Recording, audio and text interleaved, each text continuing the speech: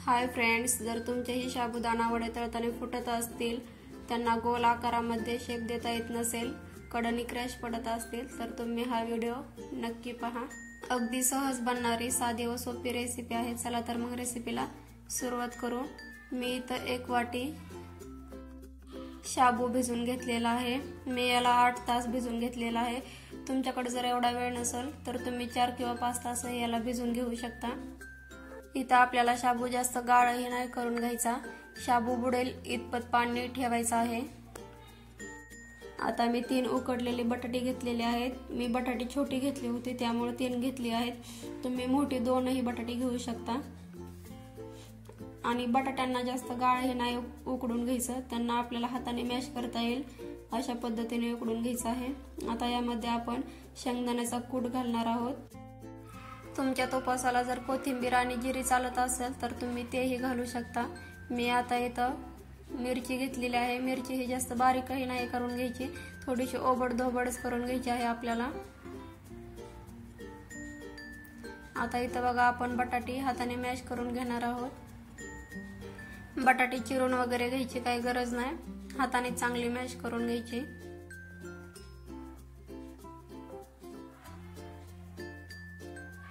तुम्ही आता बघू शकता अशा प्रकारे हे बटाटे मी मॅश करून घेतलेले आहेत। आता हे आपल्याला सगळं एकजीव करून घ्यायचं आहे, एकत्र करून घ्यायचं आहे।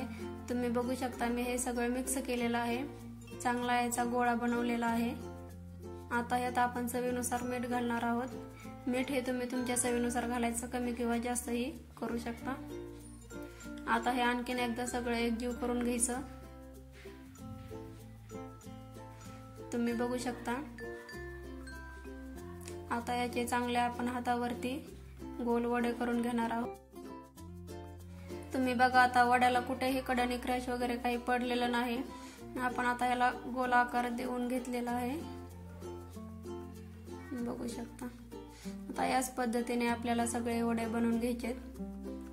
आणि एक महत्त्वाची गोष्ट म्हणजे तुम्ही जर माझ्या चॅनलवरती नवीन असाल तर माझ्या चॅनलला लाईक, शेअर आणि सबस्क्राईब करायला विसरू नका।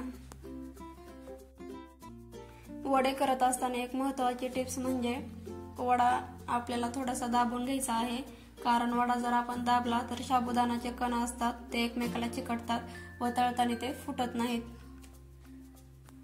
अशा प्रकारे आपल्याला हे सगळे वडे बनवून घ्यायचे आहेत। आता बघा मी वडे सगळे बनवून घेतलेले आहेत। आता यांना आपण फ्राय करायला घेऊ। फ्राय करायला घेत असताना तेल हे आपलं चांगलं कडकडीत तापलेलं पाहिजे। जर तेल चांगलं तापलेलं नसेल तर आपले वडे खाली चिकटतात आणि पलटताना ते फुटतात।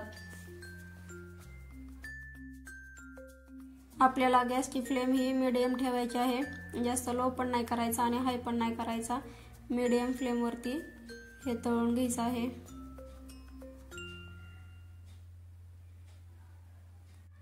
चांगला सोनेरी रंग येईपर्यंत आपल्याला ह्याला तळून घ्यायचं आहे। तुम्ही बघू शकता हे तुम्ही बघा वडे पलटताना आपले खाली चिकटलेले नाहीत आणि वडे फुटलेही नाहीत, एकदम मस्त झालेत हे बघा। आता हे वडे आपण काढून घेणार आहोत।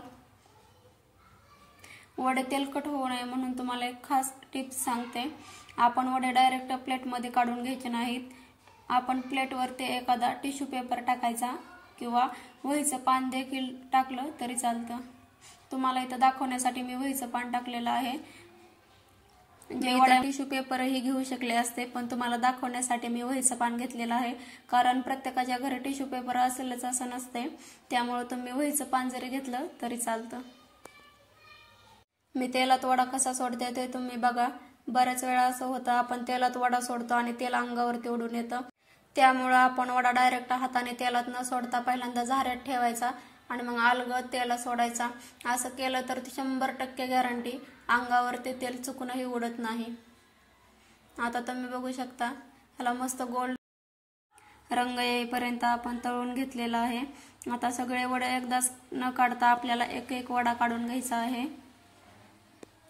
वडे काढत असताना 2 मिनिटं झाऱ्या आपल्याला कढईतच ठेवायचा आहे, तेल चांगलं नितळून द्यायचं, मगच वडे आपल्याला बाजूला काढून घ्यायचे आहेत। तुम्ही बघू शकता अशा पद्धतीने वडे आपण काढून घेतलेले आहेत।